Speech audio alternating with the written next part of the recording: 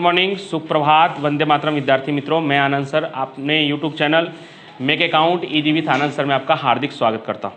दोस्तों, हम लोग स्टेट पार्ट 2 में पार्ट 1 संभावना सीख रहे हैं, जिसमें अलग अलग वीडियो के माध्यम से संभावना का अर्थ, संभावना के अलग अलग परिभाषिक शब्द, अलग अलग घटनाओं का अर्थ हमने सीखा। उसके बाद के वीडियो में जो महत्वपूर्ण प्रयोग है उसका परिणाम या घटनाओं का सानुकूल परिणाम, किसी घटना के घटने का सानुकूल परिणाम क्या हो सकता है या परिणाम क्या हो सकता है, उसके बारे में सीखा।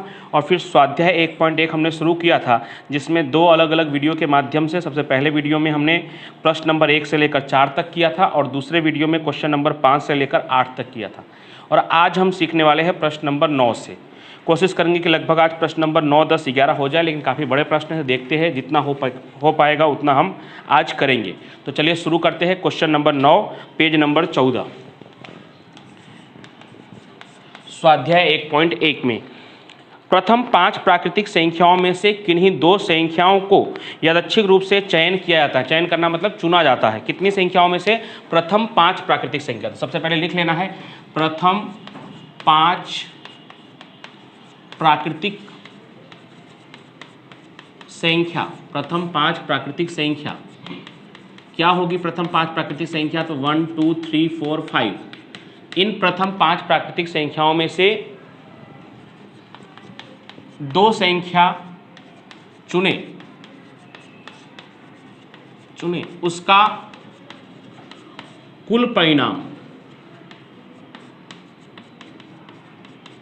n बराबर 5C2, 5 में से 2। मैंने पहले भी आपको कहा, में से लिखा हो, चुना जाए, पसंद किया जाए, चयन किया जाए, ये सब वर्ड लिखा होगा तो आप समझ जाएंगे कि भाई क्या है, संचय है। तो 5C2 को आप हल करेंगे तो 5 गुने 4 यानी 20, 20 भागे 2 यानी कितना परिणाम आएंगे? 10। यानी प्रश्न में आपको निदर्श बिंदु पूछा होगा कि भाई कितने निदर्श बिंदु है, कितने घटक हैं, तो कितने निदर्श बिंदु है? 10 है। अब इसका हम निदर्शावकाश यूँ भी लिख लेते हैं कि भाई वो 10 परिणाम कौन कौन से होंगे। तो जैसे हमने पहले भी किया हुआ है, 2-2 संख्याओं को लेते हैं। 2-2 वाला आपको आसान भी लगता है, 3 वाले में थोड़ी आपको दुविधा होती है। 2 वाले में 1 से स्टार्ट करेंगे तो 1, 2, 1, 3, 1, 4, 1, 5, 5 पर जाकर खत्म हो गया। 1 के साथ बारी बारी सबका किया है, 1, 2, 1, 3, 1, 4, 1, 5। उसी तरह से आप सेम टू सेम 2 के लिए तो 2, 1, 2, 3, सॉरी 2, 1 नहीं, 2, 3, 2, 4 और 2, 5। 2 वाला लाइन भी खत्म। पहले 1 से स्टार्ट करना है, 1, 2, 1, 3, 1, 4, 1, 5। फिर वही काम 2 के लिए करना है, लेकिन उल्टा नहीं आना है, सीधा ही आगे की तरफ जाना है। 2, 3, 2, 4, 2, 5। अब 3 के लिए 3, 4, 3, 5 और लास्ट 4 के लिए 4, 5। तो इस तरह से कुल 10 परिणाम होंगे। ऐसा होता है, गिन लीजिए 1, 2, 3, 4, 5, 6, 7, 8, 9, 10 यानी 10 परिणाम हो गए, जिससे हम समझ भी जाएंगे कि हमने सही किया है। तो ये हो गया निदर्शावकाश। अब आगे क्या लिखा है कि यदि चयन किए गए अंकों का योग कम से कम 6 हो, उसे घटना 1 है। यानी जो हम 2 अंक चुन रहे हैं, ये जो 2 अंक चुन रहे हैं, उसका योग कम से कम 6 हो। कम से कम का मतलब होता है उतना या उससे ज़्यादा। कम से कम 6 होना मतलब 6 हो या उससे ज़्यादा हो। तो यहाँ लिखना है पहले तो चयन किए गए अंकों का योग कम से कम 6 हो। चयन किए गए अंकों का योग कम से कम 6 हो, उसे घटना 1 कहे। तो A बराबर कम से कम 6 का मतलब क्या होता है दोस्तों? 6 या उससे ज़्यादा। अब हमने सब यहाँ दर्शाया है तो आसानी से देख लेंगे कि 6 या उससे ज़्यादा किस में हो रहा है। तो 1 और 2 को जोड़ेंगे तो कितना होगा? 3, तो ये नहीं होगा। 1 और 3 कितना होगा? 4, ये भी नहीं होगा। 1 और 4 कितना होगा? 5, ये भी नहीं होगा। 1 और 5 होगा तो यस 1 और 5 होगा, क्योंकि 1 और 5 को जोड़ने पे क्या होता है? 6 होता है। और यहाँ पे क्या बोला है? कम से कम 6। कम से कम 6 मतलब 6 या उससे ज़्यादा। 6, 7, 8, 9, अधिक से अधिक मैक्सिमम 9 तक हो सकता है। ठीक है, तो चलिए, तो ये 1 और 5 हो गया। फिर 2 वाली लाइन में 2, 3 नहीं होगा, 2, 4 होगा और 2, 5 भी होगा। 3 वाली लाइन में 3, 4 भी होगा, 3, 5 भी होगा और 4 वाली लाइन में 4, 5 यानी तीनों के तीनों होंगे। यानी 1, 5 से लेकर 1, 5 है, फिर 2, 3 और 2, 4 नहीं है, 2, 5 से लेकर 4, 5 तक सभी संख्याएं होंगी। तो कौन कौन सा हमने लिख लिया? 2, 5 लिख लिया था 3 वाली लाइन में, सबके सब 3, 4, 3, 5 और 4 वाली लाइन में 4, 5। तो ये जितनी भी संख्याओं का युग्म लिखा हुआ है यहाँ पे, जो दो संख्या लिखी हुई है सबका योग क्या है, कम से कम 6 है, या तो 6 है या उससे ज़्यादा है। आप चेक कर सकते हैं 5 और 1 6, 4 और 2 6, 5 और 2 7, 4 और 3 7, 5 और 3 8, 5 और 4 9। तो इन सब का जोड़ क्या है, कम से कम 6 है। कम से कम 6 का मतलब 6 या उससे ज़्यादा। अब आगे और क्या कहा, बी किसको कहा गया है, तो चयन किए गए दोनों अंकों का युग्म, दोनों अंकों का योग युग्म हो उसे घटना बी कहा जाए। दोनों अंकों को जोड़ने पर युग्म संख्या यानी सम संख्या आती हो उसे क्या कहा जाए, घटना बी कहा जाए। तो फिर से पहले सवाल लिखना है, चयन किए गए अंकों का योग युग्म हो उसे घटना बी कहे। तो बी बराबर, चलिए देखते हैं जोड़ने पे कैसी संख्या है, सम संख्या। तो कम से कम योग कितना हो रहा है 3 और अधिक से अधिक योग क्या हो रहा है 9। 3 से 9 तक के बीच में पहले सम संख्या कौन कौन सी है वो आपको जान लेना है कि कम से कम योग कितना हो रहा है 3 और अधिक से अधिक कितना योग हो रहा है 9। तो 3 से 9 के बीच में सम संख्या कौन कौन सी होगी, तो 4 6 और 8, 4 6 और 8। या तो फिर जोड़ जोड़ के चेक करना है तो जोड़ के चेक कीजिए। तो 2 और 1 को जोड़ेंगे तो क्या होगा 3, जो विषम संख्या है वो नहीं होगा। 3 और 1 क्या होगा 4, तो यस, तो 1 3 आ गया। 1 और 4 क्या होगा 5, वो विषम संख्या है। 1 और 5 क्या होगा 6, तो यस वो भी आ गया 1 5। उसके बाद 2 और 3 नहीं होगा क्योंकि 2 3 कितना होता है 5, जो विषम संख्या है। हमें कैसी संख्या चाहिए, युग्म संख्या मतलब सम संख्या चाहिए। 2 और 4 होगा, यस 2 और 4 भी होगा। 2 5 नहीं होगा क्योंकि 2 और 5 को जोड़ने पे 7 आता है। 3 और 4 भी नहीं होगा क्योंकि 3 और 4 को जोड़ने पे भी 7 होता है। 3 और 5 होगा, यस 3 और 5 होगा, और 4 5 नहीं होगा। तो ये जो संख्याएं दिख रही हैं 4 संख्याएं, वो उन दोनों पे जो अंकों का योग है, इन दोनों को अंकों का योग हम करेंगे तो कैसी संख्या आएगी, युग्म संख्या आएगी। आप चेक कर लीजिए, 1 और 3 को जोड़ेंगे तो 4, 1 और 5 को जोड़ेंगे तो 6, 2 और 4 को जोड़ेंगे तो 6, और 3 और 5 को जोड़ेंगे तो 8। तो 4 6 6 और 8 हो रहा है, कैसी संख्या है ये, युग्म संख्या। तो ये बी निकल गया। अब आगे क्या कहा है, तो निम्नलिखित घटनाओं को प्रदर्शित करते हुए समुच्चय को लिखिए और निम्नलिखित पूछे गए प्रश्नों को उत्तर लिखिए। पहला प्रश्न है यू, तो यू तो हमने कर लिया, ये रहा हमारा यू। दूसरा है ए भी हमने निकाल लिया, ये रहा ए। तीसरा है बी, तो ये हमने बी भी निकाल लिया, तीसरा बी। चौथा है ए यूनियन बी, चौथा क्या है, ए यूनियन बी। तो ए यूनियन बी का मतलब क्या होता है दोस्तों, ए के सभी घटक, बी के भी सभी घटक, बस कोई घटक रिपीट नहीं होने चाहिए। तो ए के हम सभी घटक पहले लिख लेते हैं, 1 5 2 4 2 5 3 4 3 5 4 5। ए का पहले पूरा लिख लेना है आपको देखकर, फिर बी का भी आपको पूरा लिखना है। बस अगर कोई आ चुका है तो उसको दूसरी बार रिपीट नहीं करना है। ए यूनियन बी का मतलब होता है घटना ए घटे, बी घटे, या ए और बी दोनों घटे, लेकिन रिपीट नहीं होना चाहिए। यानी एक, इसके लिए क्या करना है, आसान तरीका क्या है इसके लिए, तो आसान तरीका ये है कि आप ए का पहले पूरा लिख लीजिए, उसके बाद बी का लिखते समय ध्यान रखना है कि अगर आ गया है तो नहीं लिखना है और नहीं आया है तो लिख देना है। तो 1 3, तो 1 3 आया है, देख सकते हैं यहाँ पे 1 3 नहीं है तो लिख लेना है आपको 1 3। उसके बाद 1 5, यस ये रहा 1 5। 2 4, तो 2 4 भी आपको दिख रहा है, ये रहा 2 4। और 3 5, 3 5 भी ये रहा, यानी ये हो गया आपका ए यूनियन बी। उसके बाद है नंबर 5 पे A intersection B. A intersection B का मतलब होता है घटना ए और बी दोनों घटे, यानी ए में भी हो और बी में भी हो। ऐसा घटक आपको ढूंढना है जो ए में भी हो और बी में भी हो। तो चेक करिए ए और बी में कॉमन क्या है, तो 1 5 यहाँ पे भी है और 1 5 यहाँ पे भी है। उसके अलावा 2 4 यहाँ पे भी है, 2 4 यहाँ पे भी है, 3 5 यहाँ पे भी है, 3 5 यहाँ पे भी है। ये तीनों घटक ऐसे हैं कि जो दोनों में है। तो क्या होगा ए इंटरसेक्शन बी में, 1 5 2 4 और 3 5। तो ये हो गया आपका ए इंटरसेक्शन बी। छठा है ए डैश। ए डैश का मतलब होता है ए की पूरक घटना, जिसका फॉर्मूला होता है ए डैश बराबर यू माइनस ए। यू में से ए को क्या करना है, निकाल देना है। तो यू में कितने घटक है, तो यू में 10 घटक है, और ए में कितने घटक है, तो 1 2 3 4 5 6 घटक है। इन 6 को निकालने के बाद जो बचेगा वो क्या कहलाएगा, ए डैश कहलाएगा। तो इनको अगर मैं निकालूं तो ए डैश बराबर, यहाँ से मैं कट कर दे रहा हूँ, 1 5 ये रहा 1 5, इसको कट, 2 4 ये रहा 2 4, फिर 2 5 फिर 3 4, 3 5 और 4 5, इन सबको अगर मैं कट कर दूं तो क्या बचता है, 1 2, 1 3, 1 4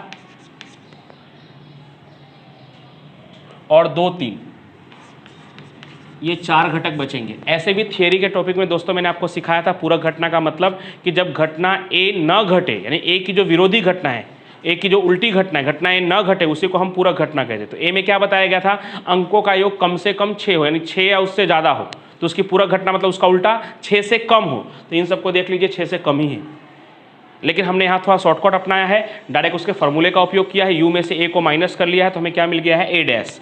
अब 7वां है a माइनस बी, इसका भी फॉर्मूला होता है दोस्तों a माइनस बी का, a minus A intersection b, इसका फॉर्मूला होता है a minus A intersection b। तो a है आपके पास, ये रहा a और ये रहा a इंटरसेक्शन b। तो मैं यहाँ से ही आपको कट करके दिखा दे रहा हूँ, a में से a इंटरसेक्शन b को क्या कर लेना है, माइनस कर लेना है।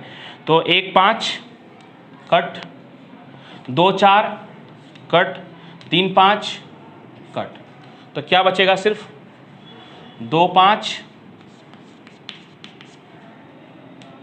3 4 और 4 5। a माइनस बी का मतलब क्या होता है दोस्तों, घटना ए घटे लेकिन घटना बी न घटे। तो घटना ए घट रही है, बी नहीं घट रही। बी में क्या बताया गया था कि अंकों पर आया हुआ युग्म, अंकों का आया हुआ जो अंक है, उन अंकों को जोड़ने पर जो जोड़ होता है, योगफल होता है, वो कैसा होना चाहिए, युग्म। इसमें कहीं भी युग्म नहीं होगा, देख लीजिए आप। 5 और 2 7, 4 और 3 7, 5 और 4 9। और a माइनस बी का मतलब क्या बताया था आपको कि घटना ए घटे और b न घटे। तो a घटे तो हाँ, इसमें a में क्या था शर्त कि कम से कम योग क्या हो, 6 हो। तो देख सकते हैं आप सबका योग 6 या उससे ज़्यादा ही है। और b न घटे, b में क्या बताया गया था कि जोड़ने पर क्या आना चाहिए, युग्म संख्या आना चाहिए। इनको जोड़ने पर युग्म संख्या नहीं हो रही, तो इसलिए ये क्या कहलाएगा, अंतर घटना। लेकिन हमने अभी फिलहाल कैसे निकाला है, तो सूत्र के माध्यम से निकाल लिया है। 8वां है a डैश इंटरसेक्शन b, इसी को दूसरी भाषा में आप b माइनस ए कह सकते हैं। क्या कह सकते हैं, b माइनस ए, क्योंकि यहाँ पे भी a डैश का मतलब यही हुआ कि a की पूरक घटना, घटना ए न घटे, और यहाँ पे भी यही हुआ, इसका मतलब b घटे और a न घटे। ये लिखने का मतलब इसलिए क्योंकि इससे आप फार्मूला बना सकते हैं। फार्मूला क्या होगा, तो a माइनस बी का क्या था, a minus A intersection b, तो b माइनस ए का क्या होगा, b minus A intersection b। अब कितने लोगों को लग रहा होगा b intersection A, b intersection A और a इंटरसेक्शन b दोनों बात एक ही हुई, ठीक है। इसलिए b माइनस ए का फॉर्मूला क्या होगा, b minus A intersection b। b में से a इंटरसेक्शन b को क्या कर देना है, माइनस कर देना है। तो b कहाँ है आपके पास, ये रहा b। इस b में से क्या करना है, बारी बारी से a इंटरसेक्शन b के घटकों को माइनस कर देना है। तो 1 5 है यहाँ पे, तो 1 5 कट, 2 4 है, 2 4 कट, 3 5 है, 3 5 कट, तो सिर्फ क्या बचेगा, 1 3, 1 3। फिर 9वां सवाल है कि क्या a और b परस्पर निवारक घटना कहलाएंगी, और कहलाएंगी तो क्यों कहलाएंगी, या नहीं कहलाएंगी तो क्यों नहीं कहलाएंगी। तो सबसे पहले आपको याद रहना चाहिए कि परस्पर निवारक घटना के लिए क्या शर्त था। तो परस्पर निवारक घटना के लिए शर्त ये था कि a इंटरसेक्शन b क्या होना चाहिए, फाई होना चाहिए। a और b में से कुछ भी मिलता जुलता नहीं होना चाहिए। हमारा a इंटरसेक्शन b फाई है, नहीं है फाई, ये देखिए इतने सारे घटक है उसके अंदर। तो इसलिए लिखेंगे कि घटना a और b, घटना a और b परस्पर निवारक घटना नहीं है, क्योंकि a intersection b not equal to phi, a intersection b जो है वो फाई के बराबर नहीं है, इसलिए घटना a और b जो है वो परस्पर निवारक घटना नहीं है। और 10वां और लास्ट कि इस प्रयोग के निदर्शावकाश की निदर्श बिंदुओं की संख्या लिखिए। तो ऑलरेडी हम यहाँ पे लिख चुके थे, ये रहा 10, तो इसको भी आप 10वां नंबर कह सकते हैं, तो फिर नीचे लिख लीजिए आप 10 नंबर। निदर्श बिंदु की कुल संख्या, निदर्श बिंदु की संख्या बराबर 10, ये हमने पहले ही निकाल लिया था। निदर्श बिंदु कितने होंगे, 10 होंगे। उसके बाद दोस्तों ऐसे ही आप क्वेश्चन नंबर 10 को कर सकते हैं, थोड़ा बहुत मैं समझा देता हूं, फिर आप 10वां सवाल आप कर सकेंगे, 10वां भी कर सकेंगे, 11वां भी कर सकेंगे। देखिए 10वां सवाल, एक ऑफिस में 3 स्त्री और 2 पुरुष कर्मचारी नौकरी करते हैं। स्त्री कितनी है, 3 स्त्री यानी फीमेल। क्वेश्चन नंबर है ये 10, 3 स्त्री कर्मचारी, स्त्री 3 कर्मचारी है और उसको अगर मैं अलग अलग नाम दूँ तो F1, F2, F3, F का मतलब फीमेल स्त्री, और पुरुष कितने कर्मचारी है तो पुरुष 2 है, उन दोनों का मैं नाम दूँ तो M1, M2, मेल 1 मेल 2, पुरुष 1 पुरुष 2, ठीक है। इस तरह से कुल 5 कर्मचारी है। आगे क्या कहा है, इन कर्मचारियों में से एक कर्मचारियों को चयन करके प्रशिक्षण दिया जाता है। 5 में से एक को चयन करके प्रशिक्षण देने का कुल प्रकार, प्रशिक्षण देने का कुल प्रकार n बराबर 5C1 यानी कितना होगा 5। 5 में से एक को चुनेंगे तो कोई भी आ सकता है, 5 में से कोई भी एक हो सकता है। अब वो 5 कौन कौन से होंगे तो वही 5 जो ऊपर दिख रहे हैं आपको, यानी u बराबर F1 यानी कि हो सकता है कि स्त्री नंबर 1 हो, नंबर सबको दे दिया। अब स्त्रियों का नाम हमें नहीं पता है यहाँ पे तो उनको अलग अलग दिखाने के लिए हमने नंबर दे दिया F1, F2, F3, यानी स्त्री नंबर 1, स्त्री नंबर 2, स्त्री नंबर 3, और पुरुष में 2 है तो मेल 1 और मेल 2 यानी पुरुष नंबर 1 और पुरुष नंबर 2। तो हो सकता है पहली स्त्री हो सकता है दूसरी स्त्री हो, तीसरी स्त्री हो, या पहला पुरुष हो या दूसरा पुरुष हो। तो इस तरह से 5 हो गया यू। अब किसको किसको ए कहना है किसको बी कहना है, तो यदि प्रशिक्षण हेतु चयन की गई स्त्री कर्मचारी स्त्री हो तो उसे घटना ए कहे, कर्मचारी पुरुष हो तो उसे बी कहे। तो निम्नलिखित घटनाओं को समुच्चय ज्ञात कीजिए। ए किसे कहा गया है तो चयन किया गया कर्मचारी क्या हो, स्त्री हो, उसे ए कहे। तो ए बराबर क्या हो सकता है, तो यही स्त्री है तो F1, F2 या F3, यानी स्त्री नंबर 1 हो सकती है, 2 हो सकती है, 3 हो सकती है। उसी तरह से आप खुद ही समझ गए होंगे कि चयन किया गया कर्मचारी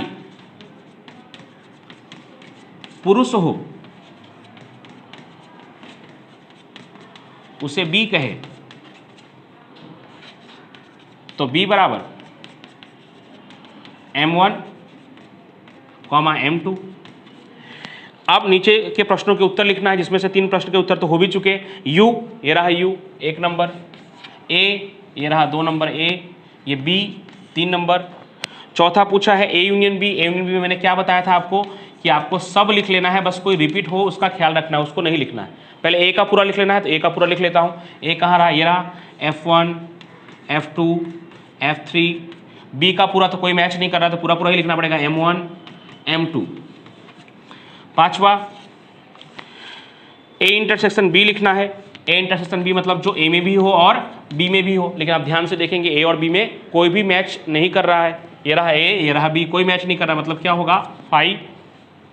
छठा A dash intersection B। A dash intersection B को ही हम क्या बोल सकते हैं, तो B माइनस A बोल सकते हैं। मैंने अभी अभी आपको दिखाया था, ये रहा A डैश इंटरसेक्शन B को आप B माइनस A बोल सकते हैं, जिसका फॉर्मूला होगा B minus A intersection B, यानी उसका जवाब भी B ही आ जाएगा पूरा। क्यों, क्योंकि A इंटरसेक्शन B क्या है, फाई है। फाई मतलब रिक्त समुच्चय, उसमें कोई घटक नहीं है। तो अगर B में से आप फाई घटाएंगे, यानी कुछ घटाएंगे ही नहीं B में से, तो वापस B का B ही आ जाएगा। अगर आप समझ रहे होंगे तो ठीक है, नहीं तो घटाकर चेक कर लीजिएगा। ये रहा, क्या लिखा है मैंने, B minus A intersection B, ये रहा B।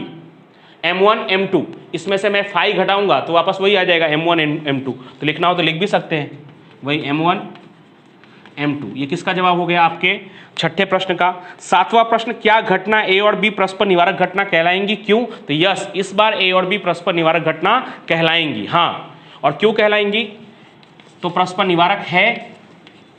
क्यों है परस्पर निवारक, क्योंकि हाँ इस बार जो शर्त है हमारा कि A इंटरसेक्शन B क्या होना चाहिए, फाई, वो यहाँ पे हो रहा है। A इंटरसेक्शन B फाई हो रहा है, इसलिए A और B परस्पर निवारक घटना कहलाएंगी। और फिर आठवां है, क्या A और B निशेष घटना कहलाएंगी, तो यस, A और B निशेष घटना भी कहलाएंगी। क्यों कहलाएंगी निशेष घटना, क्योंकि निशेष घटना का शर्त क्या है कि A यूनियन B बराबर U होना चाहिए। तो आप देख सकते हैं कि A यूनियन B बराबर U ही हो रहा है।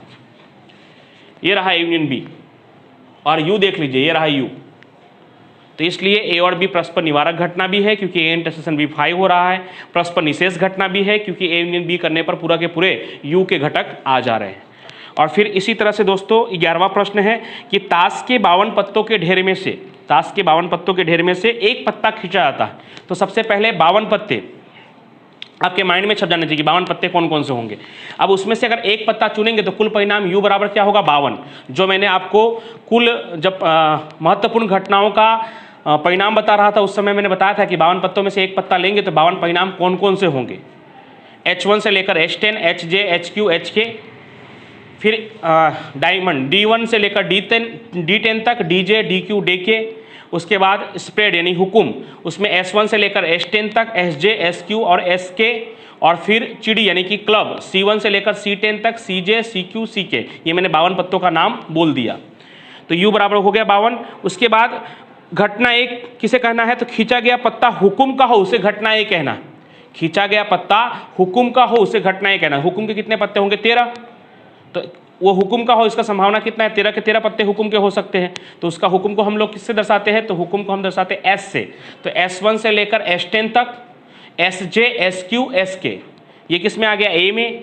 B किसे कहा गया है, तो पत्ता 21 से लेकर दहले तक का हो, यानी चेहरा वाला ना हो, चित्र वाला ना हो, उसे हमें B कहा गया है। चित्र वाला ना हो ऐसे कितने पत्ते होते हैं 40, चित्र वाले 12 पत्ते होते हैं। चित्र वाले ना हो ऐसा बताना है आपको, तो चित्र वाले ना हो ऐसे कितने पत्ते होंगे 40। कौन कौन से 40, तो H1 से H10 10, D1 से D10 10 यानी 20 हो गए, फिर S1 से S10 यानी 30 और C1 से C10 यानी 40। कुल मिलाकर 40 पत्ते ऐसे होंगे जो चित्र वाले नहीं होंगे, यानी B के अंदर आएगा।